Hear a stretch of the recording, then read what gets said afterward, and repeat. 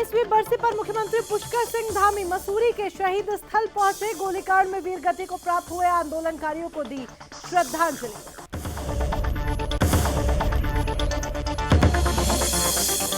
Cabinet मंत्री गणेश जोशी ने स्थानीय निवासियों की शिकायत पर प्राथमिकी स्वास्थ्य केंद्र का किया औचक निरीक्षण। इस दौरान स्वास्थ्य केंद्र में स्टाफ रहा गायब।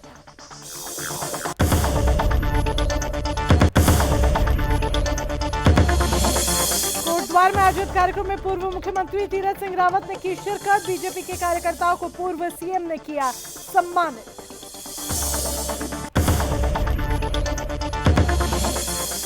और मुख्यमंत्री के आश्वासन के बाद आशा वर्कर्स ने 20 दिनों के लिए आंदोलन किया स्थगित। अपनी 12 सूत्रीय मांगों को लेकर आशा वर्कर्स ने की सीएम से बातचीत।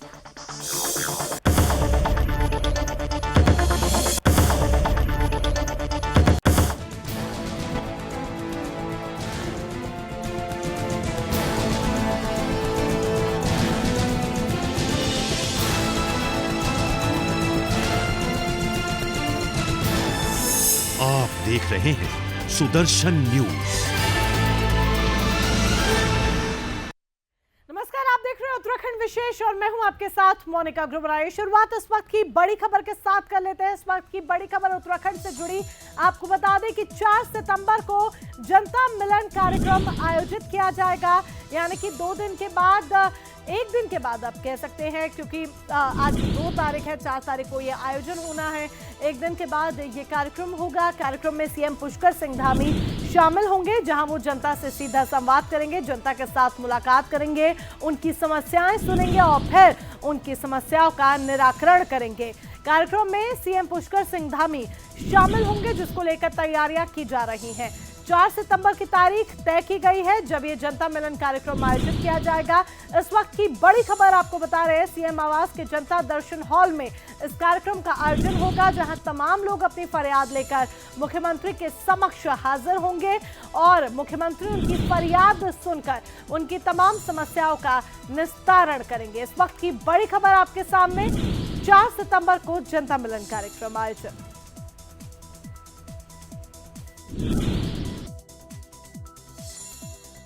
एक और बड़ी खबर आ रही है। बड़ी खबर आपको बता देते हैं, टीकाकरण अभियान से जुड़ी हुई इस वक्त की बड़ी खबर। उत्तराखंड में टीकाकरण अभियान रफ्तार पकड़ रहा है। तेजी के साथ वैक्सीनेशन ड्राइव जो है वो बहुत तेजी के साथ आगे बढ़ रही है। अगस्त में सर्वाधिक कोविड टीकाकरण का रिकॉर्ड बना है। अगस्त माह समाप्त हुआ है और यह अनाउंस किया गया है कि 26 लाख से ज्यादा लोगों ने प्रदेश में टीका लगवाया है, जो कि स्वयं में एक रिकॉर्ड है, क्योंकि अब तक सबसे ज्यादा टीका अगस्त के महीने में ही लगाया गया है। 7% लोगों को वैक्सीन लग गई है। 93% लोगों को कोविशील्ड वैक्सीन लगाई गई है। 93% लोगों को। उत्तराखंड में टीकाकरण अभियान तेजी के साथ आगे बढ़ रहा है।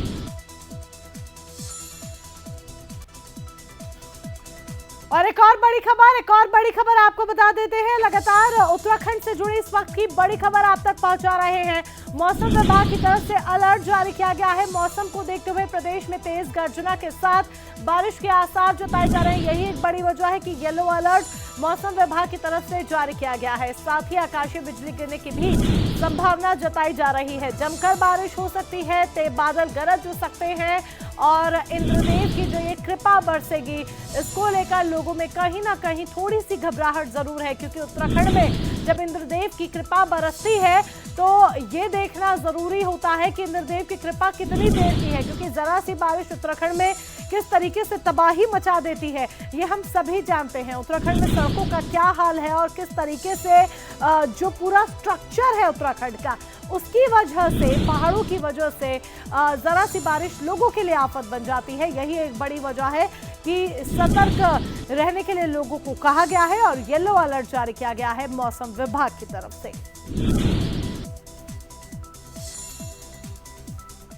और आगे बढ़ेंगे। मसूरी गोलीकांड की 27वीं बरसी पर मुख्यमंत्री पुष्कर सिंह धामी, केंद्रीय राज्य पर्यटन और रक्षा मंत्री अजय भट्ट और केंद्रीय मंत्री गणेश जोशी शहीद स्थल पहुंचे, जहां पर उन्होंने गोलीकांड में वीरगति को प्राप्त आंदोलनकारियों और जवानों को श्रद्धांजलि अर्पित की। इस मौके पर मुख्यमंत्री पुष्कर सिंह धामी ने कहा कि उत्तराखंड अमर इन आंदोलनकारियों के कारण ही हुआ है। वहीं उत्तराखंड में नए उद्योग स्थापित किए जाएंगे, सभी समस्याओं का निराकरण किया जाएगा। वहीं जिन अधिकारियों का जो काम है वे करना होगा और जो अधिकारी लापरवाही करेगा उसकी जवाबदेही तय की जाएगी। इसके अलावा उन्होंने कहा कि वो वीर गति को प्राप्त हुए जवानों और आंदोलनकारियों के सपने को जानते हैं, क्योंकि वे खुद आंदोलनकारी हैं। ऐसे में आंदोलनकारियों के परिजनों को पेंशन का लाभ मिलेगा।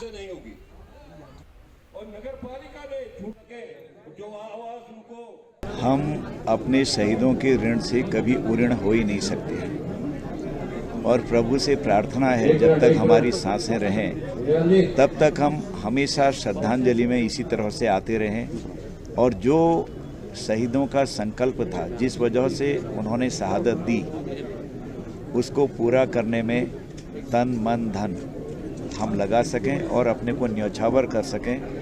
जितनी भी श्रद्धांजलि दें हम मसूरी गोलीकांड के हमारे सभी शहीदों को नमन करते हैं और निश्चित रूप से उन शहीदों के सपनों के अनुरूप उत्तराखंड राज्य का निर्माण करने के लिए हम संकल्पबद्ध हैं। हम उस दिशा में बढ़ेंगे, उस दिशा में आगे कदम बढ़ाएंगे और जो भी हमारे आंदोलनकारी भाई हैं उनकी जो भावनाएं हैं उसके लिए हमने कुछ फैसले भी लिए हैं सरकार ने, क्योंकि जैसे हम चिन्हीकरण की तिथि को आगे बढ़ा रहे हैं, इसी प्रकार से जो पेंशन है उस पेंशन को भी उनके आश्रितों को, पति या पत्नी, उनको भी आगे कंटिन्यू करेंगे उनकी मृत्यु के पश्चात भी।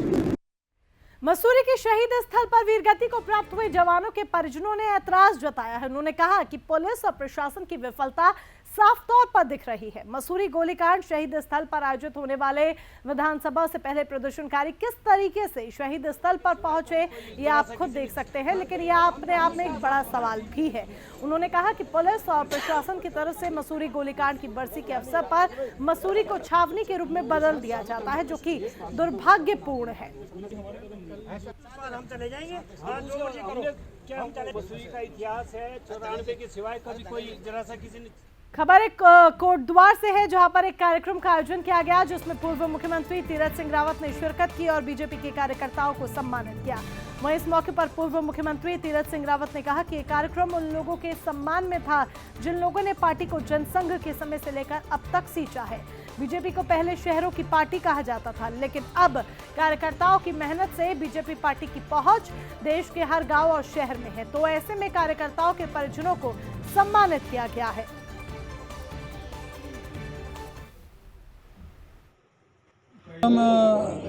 एक उन लोगों के सम्मान में था जिन लोगों ने पार्टी को जनसंघ के समय से लेकर अब तक सींचा है। ऐसे बहुत पुराने लोग, और जब कभी भाजपा नाम की होती थी, शहरों वाली पार्टी होती थी, तो ऐसे लोग आज उस सम्मान के उसमें रहे और उन लोगों का सम्मान किया है।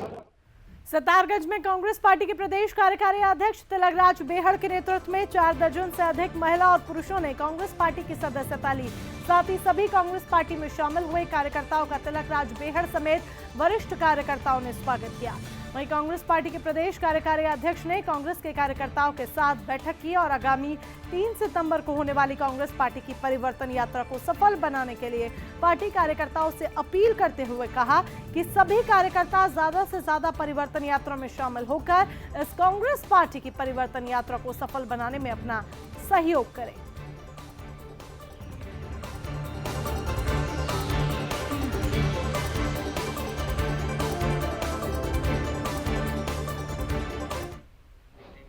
शुभकामनाएं देता हूं और कांग्रेस में जो भी कोई आता है उसको मजबूत किया जाता है। पार्टी को मजबूत करने के लिए आए हैं। जो मिशन 2022 है वो कांग्रेस का होगा और कांग्रेस की सरकार प्रदेश के अंदर बनेगी। बाजपुर के सामुदायिक स्वास्थ्य केंद्र पर धरना प्रदर्शन कर रही आशा वर्कर्स ने 31वें दिन कार्य बहिष्कार करते हुए मुख्यमंत्री से मुलाकात की। इस दौरान आशा वर्कर्स ने मांग पूरी नहीं होने पर फिर से आंदोलन शुरू करने की चेतावनी दी है। आपको बता दें, आशा हेल्थ वर्कर्स यूनियन के नेतृत्व में 12 सूत्रीय मांगों को लेकर प्रदेश भर के आशा वर्कर्स बीते 31 दिनों से धरने पर हैं। वहीं मुख्यमंत्री पुष्कर सिंह धामी के आश्वासन के बाद आशा वर्कर्स ने 20 दिनों के लिए आंदोलन स्थगित कर दिया है।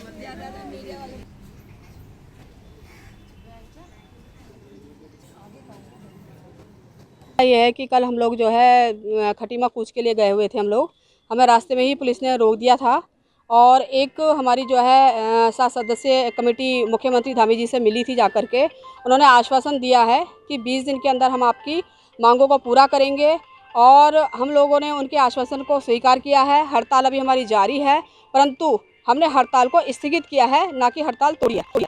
बाजपुर के राजकीय स्नातकोत्तर महाविद्यालय में छात्राओं के साथ हो रही अभद्रता के विरोध में छात्र छात्राओं ने धरना प्रदर्शन किया, साथ ही जमकर नारेबाजी की। इस दौरान छात्र छात्राओं ने कॉलेज में तालाबंदी कर आरोपियों के खिलाफ कार्यवाही की मांग की है। आपको बता दें कि बाजपुर के राजकीय स्नातकोत्तर महाविद्यालय में छात्र संघ अध्यक्ष मयंक दिवाकर के नेतृत्व में छात्र छात्राएं एकत्रित हुए, जहां पर छात्र छात्राओं ने महाविद्यालय में बाहर से आने वाले कुछ दबंगों और पूर्व छात्र संघ पदाधिकारियों की तरफ से छात्राओं के साथ की जा रही अभद्रता के विरोध में प्रदर्शन किया।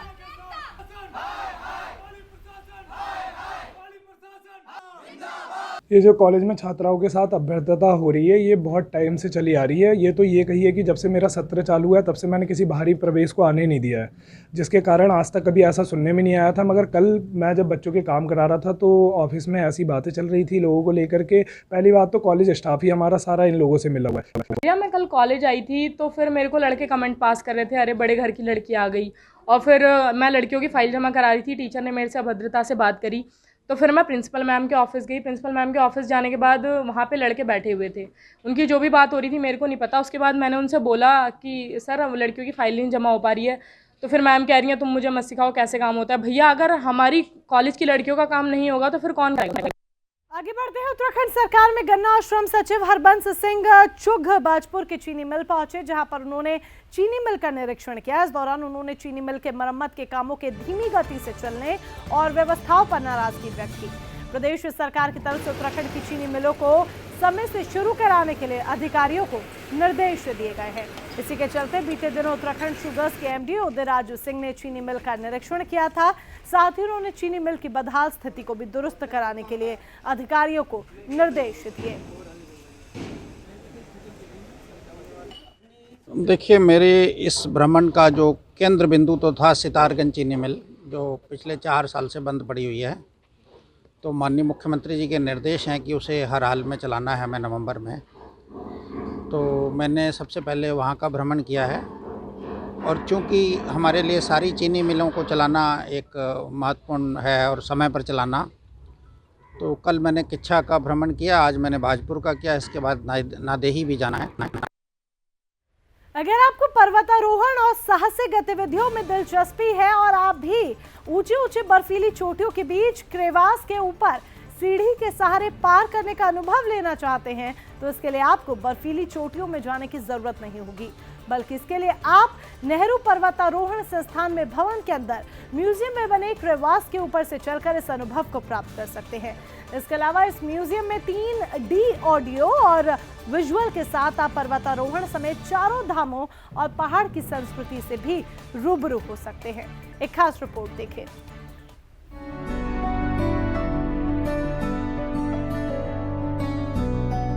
उत्तरकाशी में नेहरू पर्वतारोहण संस्थान में पहाड़ी शैली में म्यूजियम बनाया गया है, जिसमें आप पर्वतारोहण और साहसिक गतिविधियों का अद्भुत अनुभव कर सकेंगे। इस संस्थान को बनाने का मकसद पर्वतारोहण और पहाड़ की संस्कृति से देश और विदेश के लोगों को रूबरू करना है। 2019 में करीब 8 करोड़ की लागत से पहाड़ी शैली में म्यूजियम का निर्माण शुरू किया गया, जिसमें पहाड़ी पत्थरों समेत लकड़ी का इस्तेमाल कर इसको खूबसूरत रूप दिया गया है।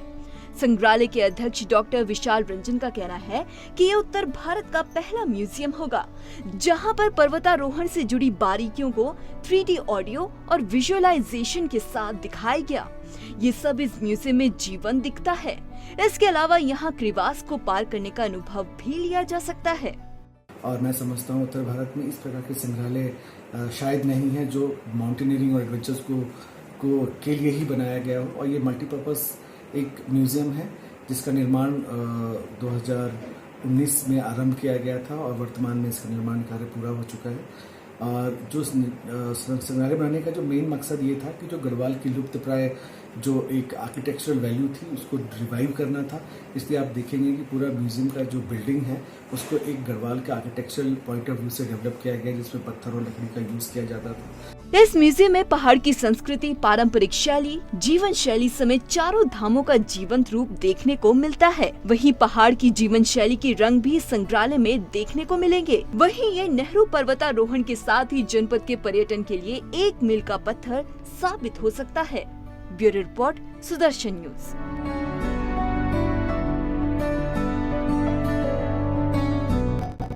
भगवानपुर में एक युवक पर सिकरोड़ा गांव के कुछ लोगों ने हथियार से हमला कर दिया, जिसके चलते वो गंभीर रूप से घायल हो गया। दरअसल युवक रास्ते में जा गिरा था कि तभी कुछ लोग आए और उसके साथ पुरानी रंजिश के चलते मारपीट करने लगे, जिसकी शिकायत पीड़ित युवक ने पुलिस को दी, जिसके बाद पुलिस ने पीड़ित को सरकारी अस्पताल में भर्ती करवाया। फिलहाल युवक का प्रचार जारी है और पुलिस आगामी जाँच में जुटी हुई है।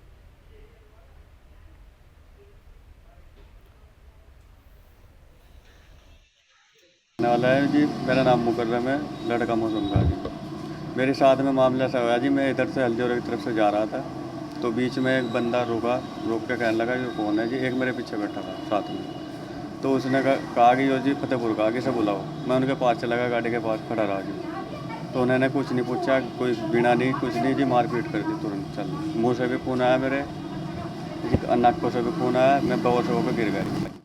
धारचूला में बीते दिनों बादल फटने की घटना में तपोवन की कॉलोनी में जल भर गया, जिसके चलते 10 करोड़ रुपए से ज्यादा का नुकसान हो गया। मीडिया से बातचीत में मुख्य महाप्रबंधक पृथ्वीपाल सिंह ने बताया कि कॉलोनी में सब कुछ बर्बाद हो गया है, वहीं जैसे तैसे लोगों की जान बचाई गई है। फिलहाल सभी लोगों को सुरक्षित स्थानों पर पहुंचा दिया गया है।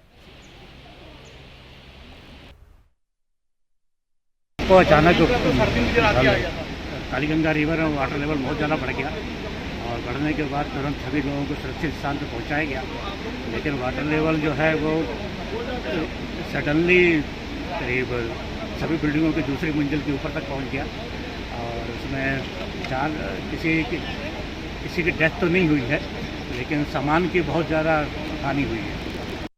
गढ़वाल में बड़े टेंडर को छोटे करने की मांग को लेकर ठेकेदार संघ के पदाधिकारियों ने लोक निर्माण विभाग कीर्तिनगर में धरना प्रदर्शन किया। साथ ही लोक निर्माण विभाग से लेकर एसडीएम कार्यालय तक नारेबाजी करते हुए जुलूस भी निकाला गया। ठेकेदार संघ के अध्यक्ष चिरंजीव पुंडीर ने कहा कि छोटे ठेकेदारों के भूखे मरने की नौबत आ गई है। कई बार ठेकेदार संघ ने सरकार से संबंध में भी बातचीत की, लेकिन उचित निर्णय नहीं मिलने पर मजबूरी में तालाबंदी करना पड़ा। वहीं चेतावनी देते हुए प्रदर्शनकारियों ने कहा कि अगर भविष्य में इसी प्रकार से विभाग का रवैया रहेगा तो ठेकेदार संघ एकजुट होकर इसके खिलाफ आवाज उठाएगा और जरूरत पड़ने पर आंदोलन भी किया जाएगा। वहीं एसडीएम कीर्तिनगर ने उक्त मांगों पर विचार करने के बाद कार्यवाही की बात कही है। ये तो हठधर्मिता है सरकार की सबसे पहले, और माननीय विधायक जी की। माननीय लायक तो बोलने लायक तो है नहीं। हम लोग ये लगाइए, हमारी 60% रोडें जो है पीएमजीएसवाई में हस्तांतरित हो गई हैं। बाकी जो बची मतलब 40% रोडें, वो 40% रोडों में भी बड़े टेंडर लगा रहे हैं। तो हमारे ठेकेदार तो भुखमरी की कगार पे आ चुके हैं। यहाँ तक कि मतलब समझ लो कि भुखमरी कगार पे आ चुके हैं। अब क्या बताएं, इसलिए हमने धरना प्रदर्शन तालाबंदी कर रहे हैं, और अगर सरकार चेंज जाए तो ठीक है, नहीं तो फिर बताएंगे। गढ़वाल में 27 अगस्त से बंद पड़ा NH-58 अब खोल दिया गया है। कड़ी मशक्कत के बाद बद्रीनाथ राष्ट्रीय राजमार्ग 58 आवाजाही के लिए खोला गया। दरअसल बीते 5 दिनों से भूस्खलन के चलते राजमार्ग को बंद कर दिया गया था, जिसके चलते प्रशासन को रूट डाइवर्ट करना पड़ा और यात्री 40 से 50 किलोमीटर की अतिरिक्त दूरी तय कर अपने गंतव्य तक पहुंच रहे थे। हालांकि अभी राजमार्ग को खोल दिया गया है और यात्री सुबह 8 बजे से शाम 5 बजे तक ही सफर कर सकते हैं। जो रोड बंद थी, बारिश के कारण काफ़ी बड़ा पहाड़ आया था और इस पर काफ़ी दिन लग गए थे रोड खोलने में। इस पर जो डीएम महोदय का आदेश था कि जो इसमें वाहन को प्रतिबंधित कर दिया गया था क्योंकि कोई भी दुर्घटना हो सकती थी, और आज रोड कुछ इन्होंने खोल दी गई है और इस पर ऊपर से जिलाधिकारी महोदय का आदेश आ गया कि सुबह 8 बजे से शाम 5 बजे तक ही वाहन चलेंगे। कैबिनेट मंत्री गणेश जोशी ने स्थानीय निवासियों की शिकायत पर प्राथमिक स्वास्थ्य केंद्र का औचक निरीक्षण किया। इस दौरान स्वास्थ्य केंद्र में स्टाफ नदारत रहा, जिस पर ग्रामीणों की ओर से कैबिनेट मंत्री को बताया गया कि पिछले 3 महीने से कोई भी चिकित्सक स्वास्थ्य केंद्र में नहीं आया है। कैबिनेट मंत्री ने बताया कि पूरे क्षेत्र में कोई और स्वास्थ्य केंद्र नहीं है, जिसके कारण स्थानीय निवासियों को काफी परेशानियों का सामना करना पड़ रहा है। वहीं कैबिनेट मंत्री ने मौके पर ही महानिदेशक स्वास्थ्य और जिलाधिकारी को इस समस्या से अवगत कराया और जल्द से जल्द कार्रवाई के निर्देश दिए।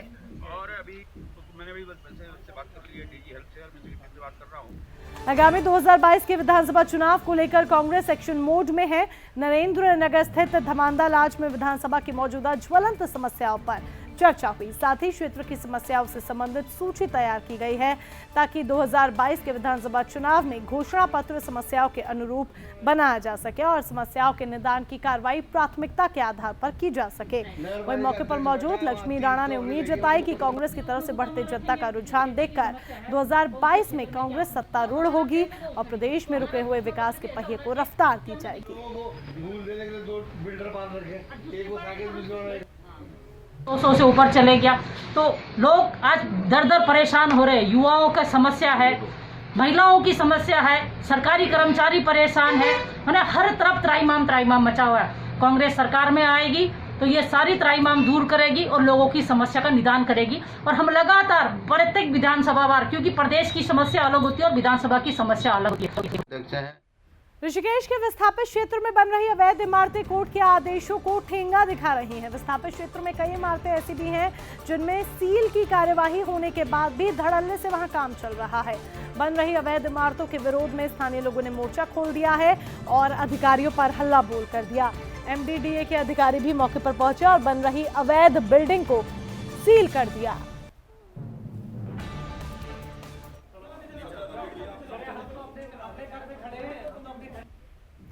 और इसी के साथ उत्तराखंड विशेष में फिलहाल के लिए बस इतना ही, लेकिन तमाम महत्वपूर्ण खबरों के लिए जुड़े रहें सुदर्शन न्यूज के साथ। जय हिंद।